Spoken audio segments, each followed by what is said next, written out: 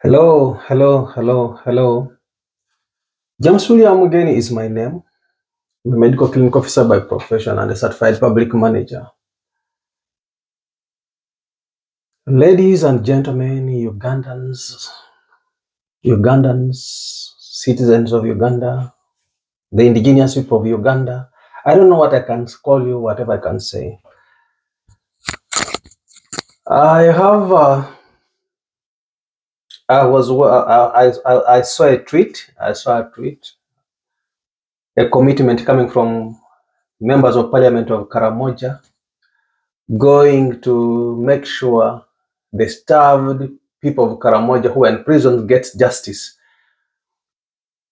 To the people of Karamoja, in 2010, I'm going to read for you an extract from your meeting of 2010 when you received Dr.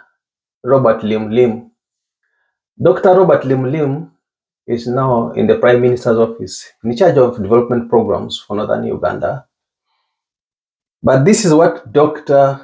Robert LimLim said then, 2010, and this was on April 10th. Dr. Robert LimLim is the director of the Second Northern Uganda Social Action Fund's NUSAF program. He has been away from Uganda and Karamoja for about a decade and returned to Uganda only 3 months ago to head the program. He was a chief guest at Karamoja Students Development Association, KASDA, and handover ceremony held at Hotel Mantras at Kansanga, Kampala on 10th April 2010. And Simon Peter recorded this. And this I'm quoting Dr. Robert LimLim, my OB, St. Peter's College, Tororo. I am going to dwell on three things, the first of which is the Karamoja I found after about a decade of work abroad. Secondly, I will also talk about the role of the elite in Karamoja. I will conclude with an appeal to all members in as far as the development of Karamoja is concerned. I have been away in America working for other citizens of the world. I have also spent a lot of time working for the United Nations Children Fund, UNICEF in Nigeria. My coming back to work for my people is a decision that took some time to make. For me, it was a decision that took the passion and the rationale to make.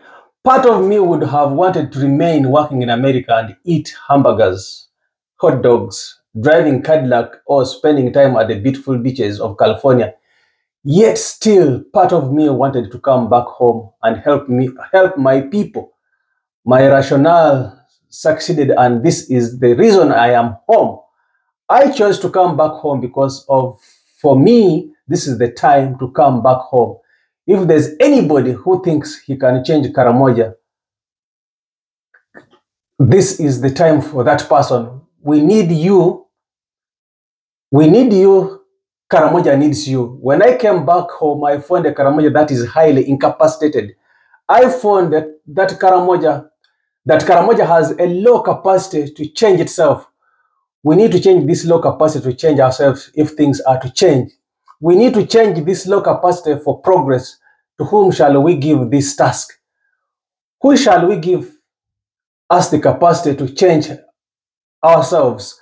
Second, I also found a Karamoja where people are not cognizant of their rights. Human rights are fundamental rights and are our entitlements. When in 1948 the UN Charter was proclaimed, the preamble read, "We the people of the world." Karamoja is part of the world, and these rights are our rights. It's not true that the government of Uganda should offer us what we need. It is true that the government should give us what we need. When government builds a hospital, that hospital is not anybody's gift. The hospital is not the gift of the LOC5. We demand of the people of Karamoja to continue demanding for their rights.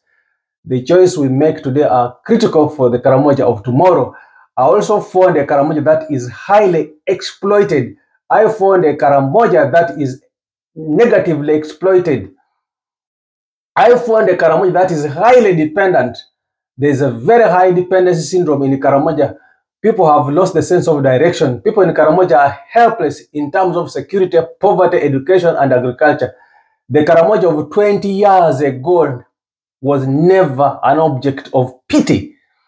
The Karamoja is now dependent on handouts for survival. For how long are we going to survive on Food from World Food Program and the United Nations? We are having the highest level of degeneration. There is an abomination. There is an outrage and should cause us to change the status quo. Fourthly, I found a Karamoja that has got a lot of optimism. A lot of optimism because of you. Karamoja has got hope of change. Disarmament in Karamoja is succeeding. You represent the new hope for change of Karamoja. Let our hopes be built on concrete foundations, and this hope must yield fruits. Lastly, I found a Karamoja that has great opportunities. I found Karamoja having the potential to develop because of strength amassed over time. We have our resources, and if they are exploited, they can lead to development. We need a Karamoja agenda, which is bigger than the individuals. We are people not taking. We are people not taken seriously. We emerge strong people, proud people. I want us to go back and change Karamoja. The role of the elites, the elites have become an interesting tribe in Karamoja. Corruption is perpetuated and sustained by new graduates in Karamoja. In the last NUSAF program, 1.8 billion has not been accounted for. Where is the honesty of the youth? Where is the honesty of the graduates?